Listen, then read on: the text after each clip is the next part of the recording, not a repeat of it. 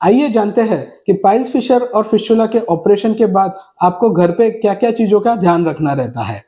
हाय, मैं हूं डॉक्टर अनूप पत्की, एक board certified general laparoscopic surgeon, और मेरे 20 साल के अनुभव और हजारों केसेस के बाद मैं आपसे कुछ इन्फॉर्मेशन शेयर करना चाहता हूं।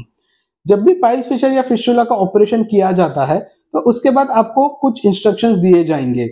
इन इंस्ट्रक्शंस में मेक श्योर कीजिए कि ये चीजें आप फॉलो कीजिए। फर्स्टली, एट ऑल कॉस्ट आपको कॉन्स्टिपेशन या कब्जियत अवॉइड करना है। ये अवॉइड करने के लिए आपके डाइटरी मॉडिफिकेशंस रहेंगे, प्लस आपको कोई ओरल मेडिकेशंस भी दिए जाएंगे जैसे लैक्सेटिव्स होते हैं।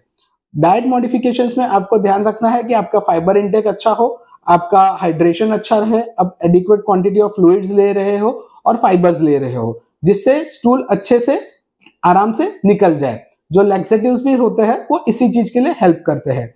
ये चीज आपको एटलीस्ट 45 डेज ऑपरेशन के बाद 1.5 महीने तक आपको ध्यान रखना है कि आपको कब्जियत नहीं होनी चाहिए। उसके बाद जो सेकेंड इंस्ट्रक्शंस रहती है वो है वार्म सीड्स बाथ, यानी हल्के गर्म गुनगुने गर्म पानी में बैठ के सेक लेना रहता है। इससे दो चीजें क्लियर हो जाती है। एक तो आपकी वहां की संडास की जगह की हाइजीन अच्छी रह जाती है, तो दोबारा इन्फेक्शन से दूसरे कोई प्रॉब्लम्स होने का चांसेस कम हो जाते हैं। सेकेंडली, क्योंकि इधर अच्छे से सफाई रहती है और गुनगुने गर्म पानी से वहां के मसल्स रिलैक्स रहते हैं, तो इससे क्या रहता है कि आपको जो स्टूल पास करने के बाद इमीडिएट जो 10-15 मिनट जो डिस्कम्फर्ट रहता है वो एकदम से कम हो जाता है। थर्ड इंस्ट्रक्शंस जो आपको मोस्ट कॉमनली इसमें दी जाएंगी वो है कि एक ट्यूब जैसा आएगा या मलहम आएगा जो आपको संडास के अंदर के रास्ते से लगाना है।